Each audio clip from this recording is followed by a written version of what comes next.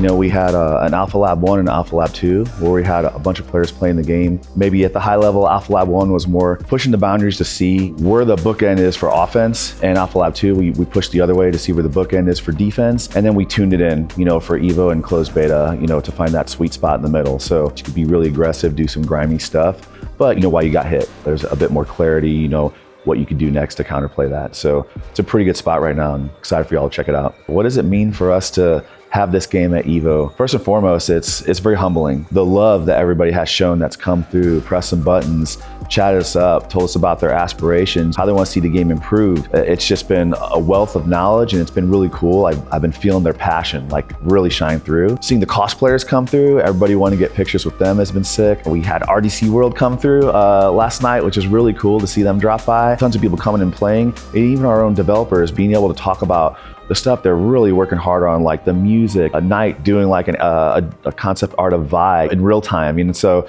just people on our team have been really pumped to really get the game out there and in all of the players' hands. And Evo's that like step right before closed beta. So it's meant a lot. I'll also say like this year, we want it to be a more like a chill vibe. So there's just like, hey, play 3 matches and then hey, bring your own controller and plug in and run a 1st to 10. Having it be more chill and just people getting comfortable trying it has been sick. I'd say like one of the differences is familiarity. Arcane season 1 and 2 gives a lot more like backstory for folks that have watched it to know a little bit about these characters. You know, some of them like Echo, Vi, Jinx, you know, and see them in the game and get excited about how they get realized and even elevated in ways only a fighting game can. And then one to play them together on a duo, you know, has been really cool.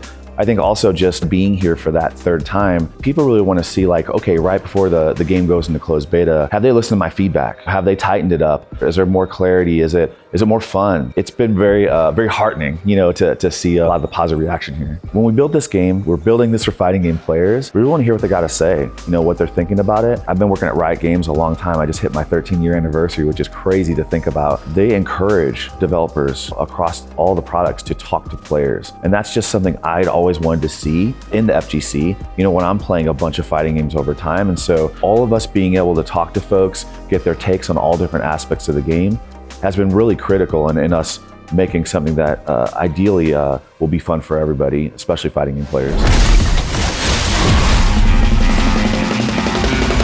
We love boxer archetypes, just love them. Steve Bankert is the champion designer on Vi. He said, if we ever do this character, it's me. You know, I think he said it in the video even, and he said it numerous times when he joined our team.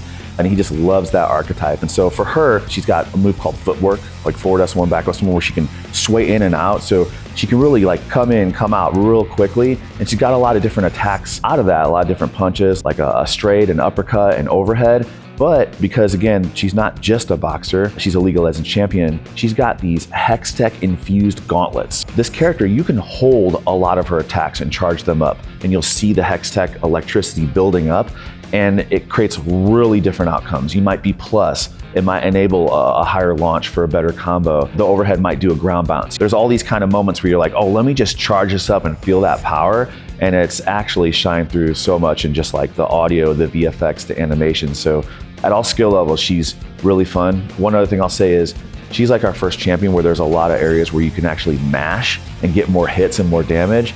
Y'all know how much fun it is just mashing. She can mash her S2, which is just a bunch of rapid punches, and you get way more hits and do like a final wall bounce hit. She's also got this S2 super where she just pounds the ground and like Hextech electricity is just like shooting up into the sky. And you mash, it goes from 6 hits to 10 hits. And it's just really satisfying to keep hitting that S2 button. I'm just riffing off a little bit about what Steve and the rest of the Vi team talk about a lot, which is what are the things that people love about her? What are her immutable properties in League? Sometimes you'll see thematics really resonate, sometimes you'll see mechanics really resonate, or sometimes both. What should the team keep and represent in the fighting game? And what can we elevate that people may not have seen a character do to really make them shine? For Vi, she's really this just like slugger, where she's just like charging up in League, you know, coming out the jungle with the big charge punch. I've talked with Alex, our lead champ designer, and Steve, you know, the champ designer on Vi. They want to see a lot of rapid hits with this character, not just big single wind-up punches, right? They managed to find a really elegant way to fit both of those kind of hard-hitting boxer archetypes. And I think they really like nailed it for Vi in that sense.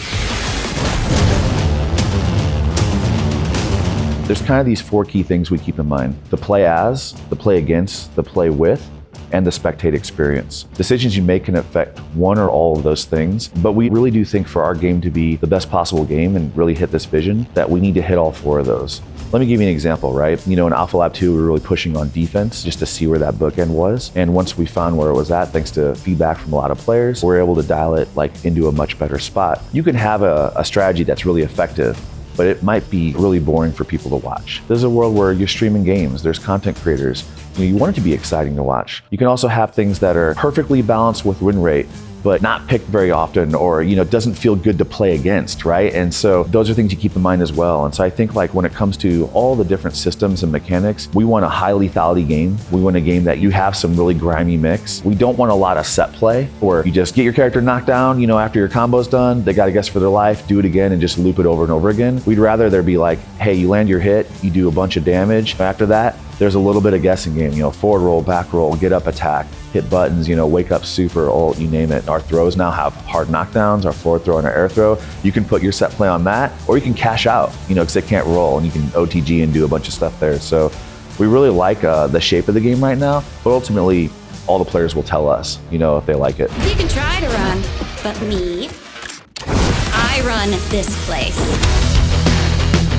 We just want to get the game out to y'all. That's it straight up. And closed beta is our first step at putting this out on PC globally. There's a lot that goes in under the hood to getting a game out globally in the world.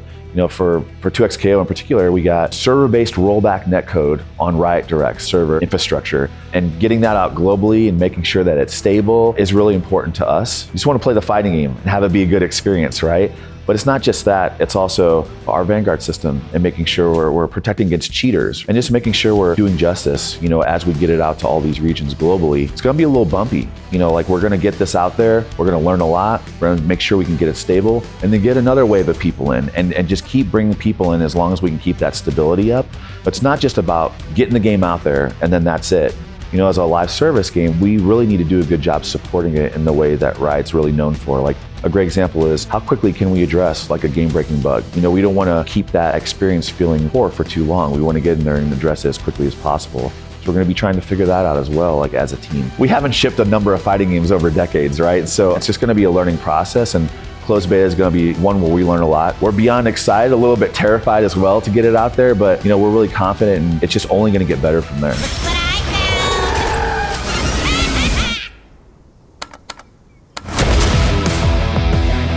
This is just the starting line. It's not the finish line, it's the starting line. Getting out to everybody's hands, it's gonna be a lot of data, a lot of feedback and sentiment, more than we've ever had. And we're gonna be super grateful to engage with that, right? And see what people think, check out that data.